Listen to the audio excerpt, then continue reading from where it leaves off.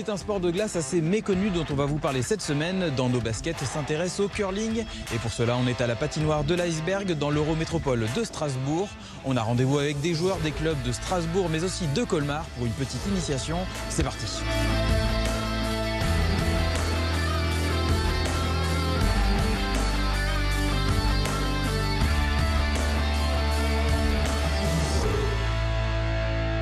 Stéphane Birgel, bonsoir. Bonsoir. Merci de nous accueillir ici à la patinoire de l'Iceberg à Strasbourg. Vous êtes la présidente du CCSK, oui. Le Curling Club Strasbourg-Kléber, c'est ça? C'est ça, J'ai exact. tout bon. Ce club, il existe depuis combien de temps et c'est quoi un peu son histoire?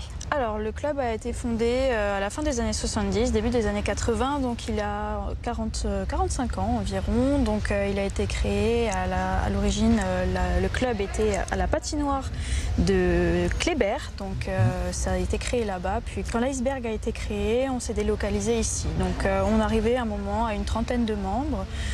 C'est un club qui a fait des compétitions, on a quelques coupes ici. Et bon, voilà, là on est sur une reprise après un an de blanc. Voilà. Okay. Et donc voilà, c'est le CCSK actuel. Et vous êtes combien aujourd'hui de licenciés dans le club? Aujourd'hui, on n'est que 3. D'accord. Donc les membres du bureau, mais on va avoir plusieurs personnes qui vont s'inscrire, donc de là-bas. Et les initiations, elles vont permettre aussi aux gens de découvrir le club. D'accord. Et j'ai entendu dire dans mon entourage que j'avais 4 personnes qui étaient prêtes à s'inscrire aussi. Donc l'objectif, ce serait de se retrouver à une petite dizaine d'ici la fin de l'année ou 1 ou 2 ans, quoi. D'accord, parce que là pour l'instant ça consiste en quoi du coup? C'est quoi le programme un peu? Vous vous retrouvez régulièrement chaque semaine? Là la saison elle a vraiment repris la semaine dernière où on a eu la première séance, le temps de faire les affiliations, les conventions avec la patinoire, avec la fédération. Et du coup on se retrouve tous les mercredis soirs. C'est des entraînements de 2 heures, donc de 20h30 à 22h30 où au début on s'entraîne à glisser simplement, à s'échauffer et à la fin on finit toujours par un petit match. C'est le rendez-vous hebdomadaire. Ouais. En quelques mots, le curling, on va aller le voir après, on va s'initier évidemment, mais ça, c'est quoi ce sport? En quoi ça consiste? Alors le jeu consiste à envoyer une pierre sur une piste d'environ 40 mètres d'un bout à l'autre et de les mettre dans la maison, donc c'est les cercles qu'on voit là-bas. Les points ils sont comptés par la pierre qui est la plus proche du centre. Okay. Et c'est un peu comme à la pétanque, les points ils se comptent par rapport au milieu et en s'éloignant le plus en plus. C'est un sport par équipe? C'est un sport par équipe de 4, donc ça peut être des équipes mixtes aussi, c'est un sport où on peut avoir des femmes et des hommes dans les mêmes équipes. Et donc équipe de 4 contre équipe de 4, donc là c'est vrai que oui, finalement, si vous êtes que 3 pour l'instant, oui. Ouais, pour les matchs c'est un peu compliqué, mais c'est vrai que les années d'avant, on pouvait faire des matchs et quand on a des initiations, on joue avec les personnes qu'on a initiées, donc c'est l'occasion de séparer les membres du club dans 2 équipes pour équilibrer un petit peu à ce moment-là. Alors ce soir justement, on a la chance d'avoir du renfort. Ah oui. On a des membres du club de Colmar qui sont venus ici. Parce que pour information, il y a 3 clubs ici en Alsace de curling. Oui. On aura l'occasion d'en reparler, mais un à Mulhouse, un à Colmar et un à Strasbourg. Et donc ce soir, on va pouvoir aller s'initier en compagnie de toute cette joyeuse bande qui est en train de se préparer derrière nous. Et puis je vous propose de nous suivre dans cette découverte du curling.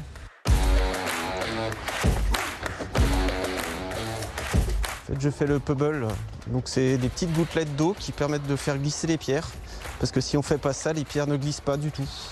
Elles restent collées à la glace. Comment vous vous êtes mis, vous, au curling? Comment vous avez découvert ce sport? Alors nous, c'est un peu par hasard. On regardait avec des amis les Jeux Olympiques, donc ceux d'il y a 4 ans. Ouais. Et par curiosité, on s'est dit, venez, on va tester. Et en fait, on a adoré, on s'est réinscrit la semaine d'après. Et on est resté jusqu'à ce qu'eux déménagent, du coup. Mais c'est vraiment quelque chose qui est resté. C'était notre rituel tous les mercredis d'aller au curling. Voilà. Et comment vous êtes retrouvée à être la présidente du club? Vous êtes la dernière arrivée, du coup. Oui, c'est vrai que les postes, ils avaient déjà pris leur poste. L'ancien président, du coup, est décédé. Et en fait, on a refait des votes. Et parmi ceux qui restaient, qui ne restaient pas, j'ai été un peu désignée. Et un ami m'a dit que c'était aussi pour la parité. Que voilà, on m'a fait présidente. Mais voilà. Et alors là, du coup, si vous venez tout juste de reprendre, c'est quoi un peu les objectifs maintenant là, à court et moyen terme pour le club, pour le CC le CCSK? Là, les objectifs, ce serait déjà d'augmenter le nombre d'adhérents parce que c'est un sport qui est quand même très chouette à jouer, que ce soit en simple loisir ou en compétition. Donc on aimerait bien retourner à, comme dit, une dizaine de membres, au moins qu'on puisse faire des matchs entre nous, voire après retourner en compétition. Et donc là, ce qu'on met en place, c'est qu'on va réactiver les réseaux sociaux parce qu'on sait que c'est là où on peut gagner beaucoup de visibilité. Et on sait qu'avec les JO, ça va nous aider aussi. Donc là, on s'attend quand même à une petite vague de personnes qui vont venir découvrir le sport. Et souvent, c'est juste par curiosité, mais si c'est comme moi il y a 4 ans, on aura des inscriptions et ça, ce sera chouette pour le club. Les Jeux Olympiques, c'est un peu le moment phare pour le curling. Pour le club. C'est là où il est en toute lumière. Il y a des chutes qui arrivent. Il y a des chutes qui arrivent. Ça fait partie des initiations. Mais ouais, c'est le moment où le sport est mis en lumière parce que c'est vrai que c'est pas ce qu'on va retrouver sur des grosses chaînes nationales. Enfin, c'est pas le sport qu'on connaît pas, on regarde pas et on trouve ça rigolo, quoi. Donc c'est vrai que les JO, ça permet quand même de au moins expliquer les règles aux gens qui ne connaissent pas, qui permettent d'expliquer un peu plus le sport et de le mettre en lumière et de le découvrir. Et alors là, du coup, vous vous retrouvez donc tous les mercredis soirs. C'est ça. C'est quoi le programme et c'est quoi un peu le programme là qui nous attend nous aussi là ce soir? Alors, le programme de chaque entraînement, c'est on va faire la glace. Donc comme l'a fait mon collègue tout à l'heure, on la prépare en mettant de l'eau dessus pour la faire geler, pour que en fait, la pierre accroche. Okay. Ensuite, donc on prépare la piste avec les starters, etc. Et tout le monde va se mettre à glisser un petit peu pour s'échauffer. Oui, on voit depuis tout à l'heure, il y a tout le monde glisse un peu, fait des allers-retours là, oui. Et à la suite de ça, on va commencer à envoyer les premières pierres pour évaluer un petit peu la glace, justement, comment il faudra tirer, comment il faut le curl, comment la pierre réagit en fait, parce que la glace n'est jamais vraiment la même tous les soirs. Et donc une fois qu'on a fait nos petits tirs, nos petits entraînements, on finit toujours par un petit match. Ah bon, on va s'y mettre alors? Oui, allons-y. C'est parti.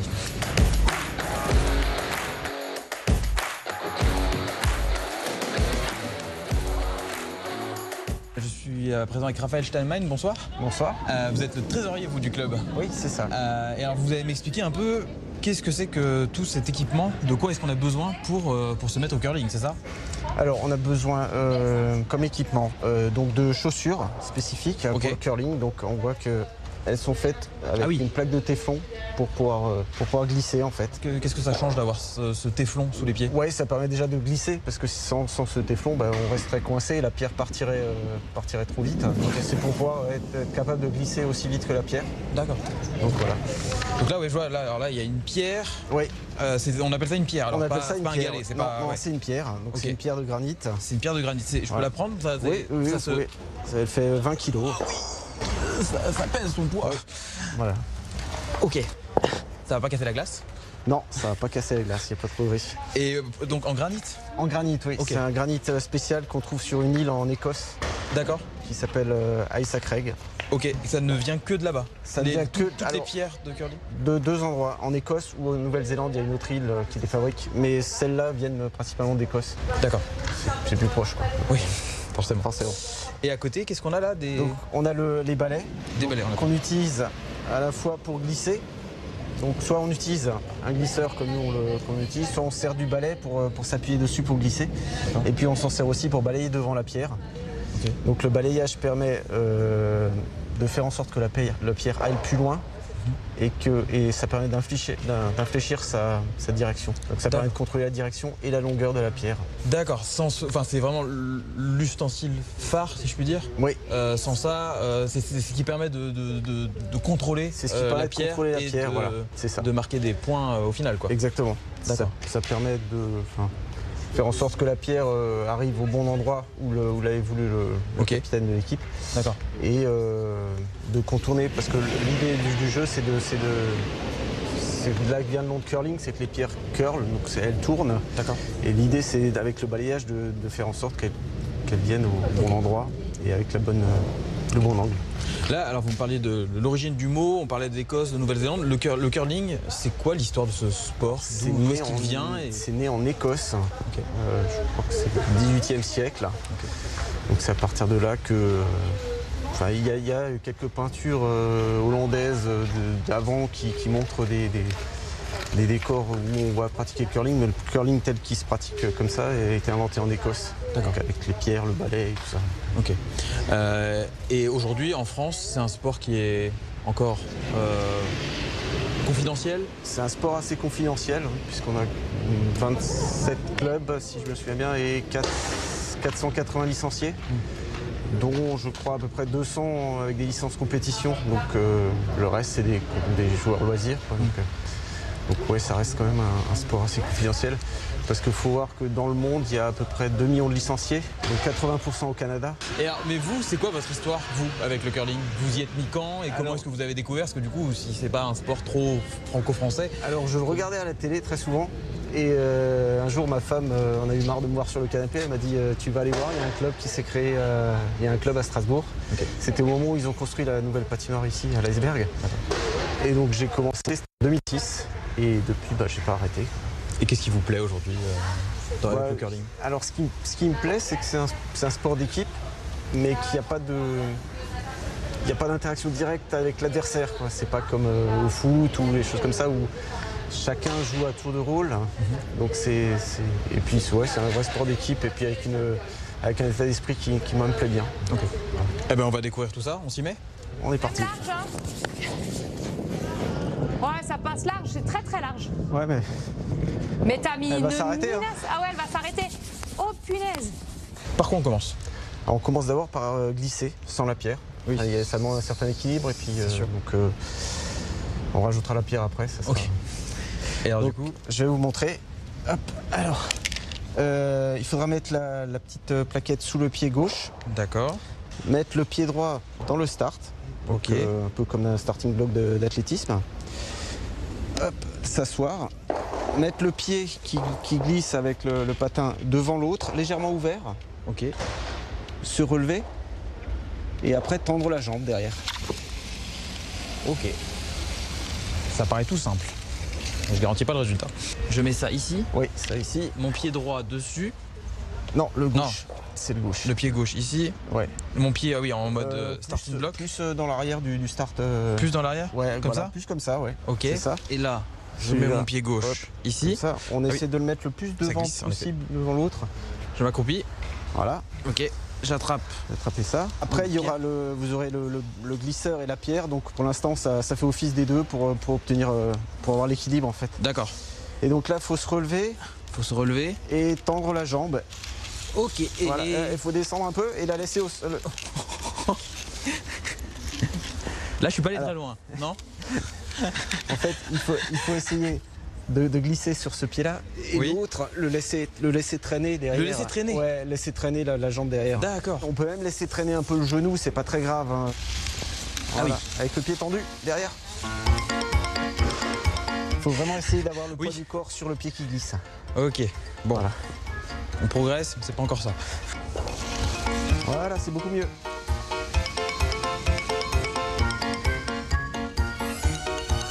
C'est un peu mieux, mais je sens que je suis encore bien appuyé sur ça. Ouais, c'est beaucoup mieux. On essaye avec le palais? Ouais, et avec, avec le la balai? pierre, ouais. La pierre, pardon. Ouais. Je vais appeler ça un palais, mais c'est une pierre. C'est une pierre. Donc là, en fait, il faut garder les deux pieds alignés, la pierre vraiment devant, parce que si elle n'est pas alignée, au moment où on va pousser, balai, ça va partir dans tous les sens. Dans la main gauche? Ouais, là dans la main gauche, essayez de... Donc là, j'ai le pied comme ça. Voilà. Et à ce moment-là, après de pousser, et dès que vous sentez que vous êtes équilibré, faut lâcher la pierre. Voilà. Voilà, et maintenant lâchez la pierre. Voilà. Bon. C'est lancé. C'est parti. C'est parti. Et là, après, il faut que je compte sur mes coéquipiers. Là, il faut compter sur les coéquipiers qui balayeraient. Qui balaient pour ralentir, accélérer. Pour l'accélérer. Pour l'accélérer. Des bons balayeurs peuvent tirer une pierre jusqu'à 2,50 m plus loin. Ok. Donc, il y a les lanceurs et les balayeurs. Ce sont les deux postes. Lanceur, balayeur et le skip à l'autre bout, c'est lui qui dirige le jeu. En fait. Parce qu'à chaque fois qu'on lance la pierre, on la lance par rapport aux indications du skip, non seulement pour la direction, mais pour le sens dans lequel on fait tourner la pierre aussi. Okay. On a vu le lancer juste avant. Là, on va voir la partie balayage. Oui. Raphaël, c'est ça? Alors expliquez-moi comment on s'y prend. Alors en fait, quand la pierre est trop courte, on est obligé de la balayer. Donc on est deux joueurs à balayer la pierre tout le long. Donc en fait l'idée c'est d'essayer de prendre le balai comme ça à peu près et de mettre le plus possible de poids sur l'avant pour essayer de mettre le plus de poids sur le balai et après d'essayer de mettre du rythme. Ok. En même temps qu'on glisse. En même temps qu'on essaie de suivre la pierre. Ok. Alors on peut le faire en courant ou en glissant. Ouais. Personnellement je le fais en courant. Ok. Ah bah, voyons voir ce que ça donne alors.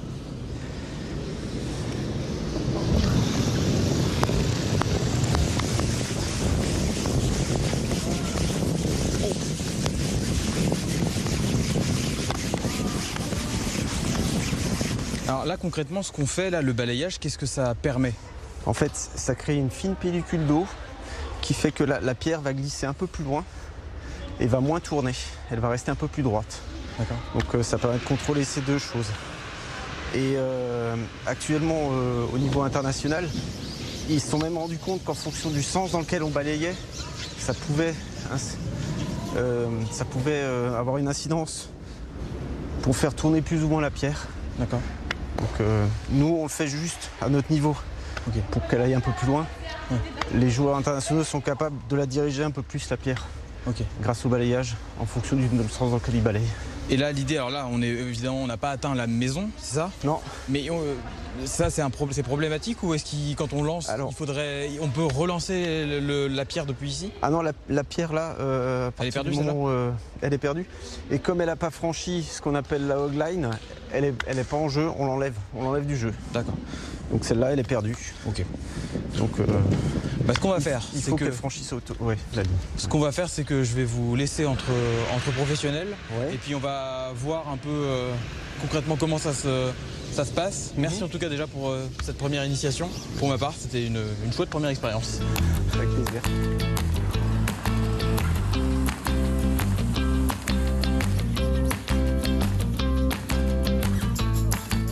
Elle y va, hein? C'est rapide. Voilà, c'est très bien. Merci. Voilà, c'est la même ça. Non, ça passe la garde, ça passe.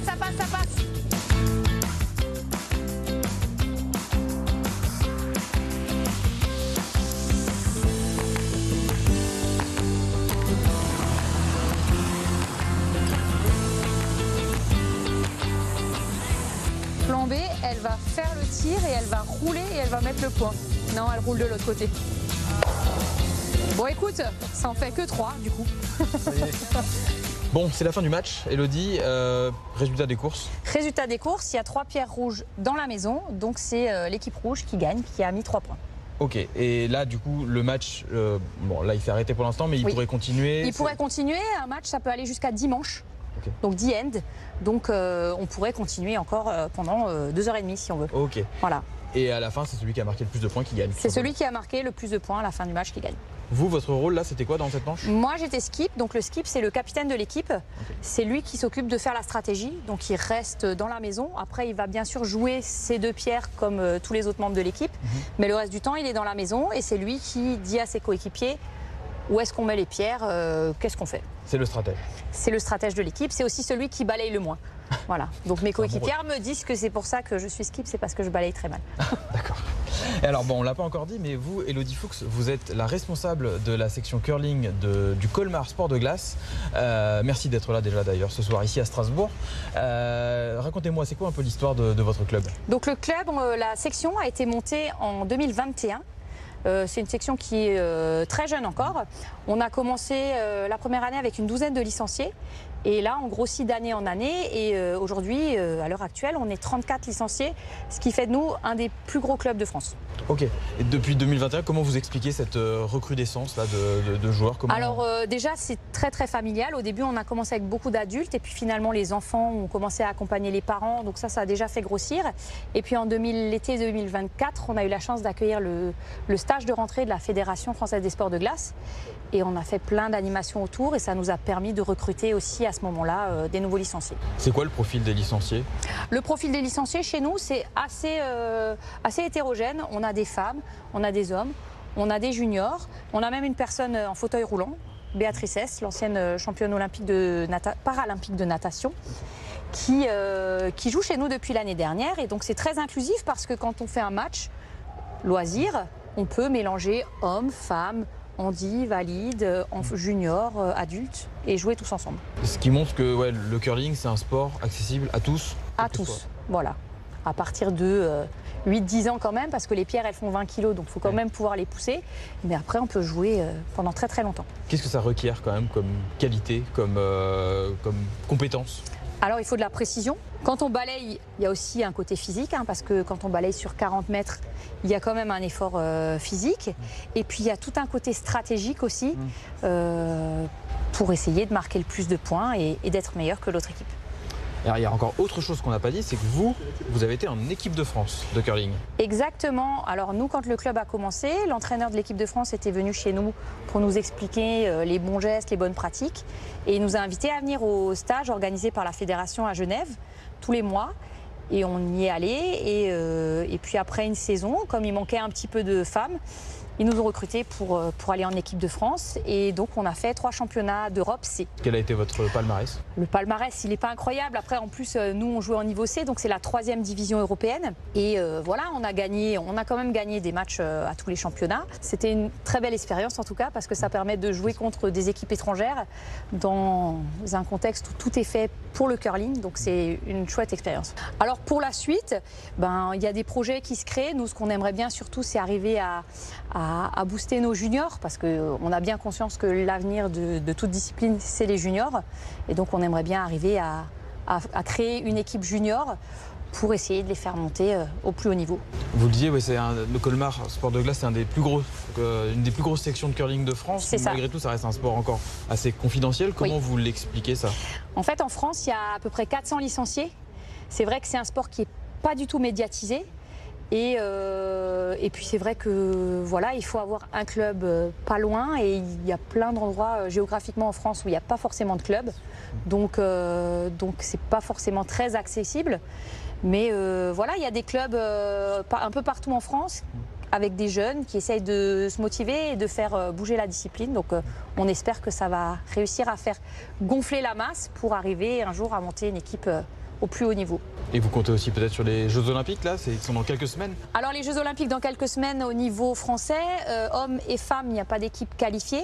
Par contre, il y a une équipe en double mix qui va jouer la qualification pour les Jeux Olympiques. Donc on espère qu'ils vont réussir à se qualifier et qu'on réussira à avoir une équipe française aux Jeux Olympiques. Qu'est-ce que vous allez mettre en place des choses, vous, au Colmar Sport de Glace, en marge de cet événement, pour faire parler du curling? Nous, on va avoir plusieurs séances d'initiation, de découverte. Donc on va avoir une séance vraiment spéciale pour les entreprises avec l'Office municipal des sports. Et on aura une autre séance découverte, tout public, au mois de février, pendant les Jeux Olympiques, pour essayer de faire venir découvrir, parce que c'est vraiment, en 4 ans, le moment où on parle un peu de curling dans les médias, donc il ne faut pas louper le coche, c'est là qu'il faut venir tester. Qu'est-ce qu'on vous souhaite pour l'année 2026? Pour l'année 2026, que le club continue à grandir, et puis nous on a des petits objectifs. On était sur le podium des championnats de France l'an dernier avec les femmes, on aimerait bien rester.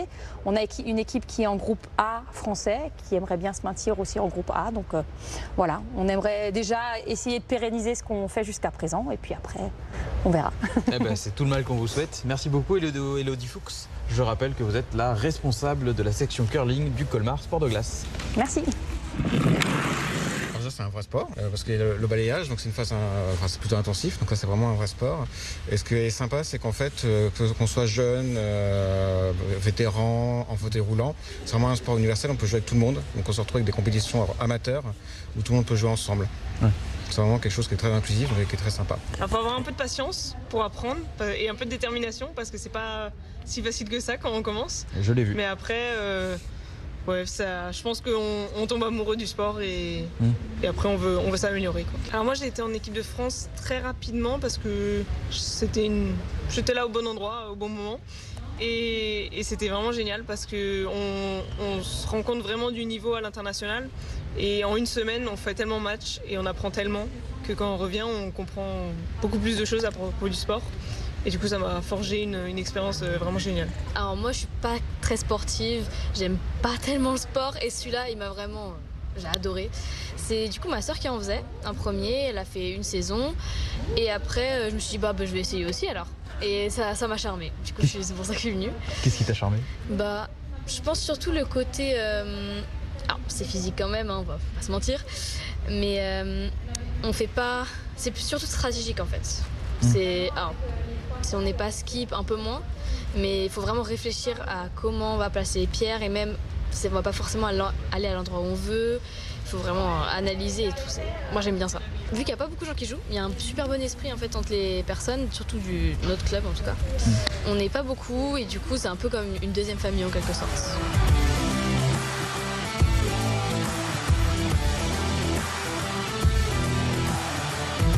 Voilà, les joueurs de curling ont repris leur entraînement. Ainsi s'achève ce numéro 2 dans nos baskets.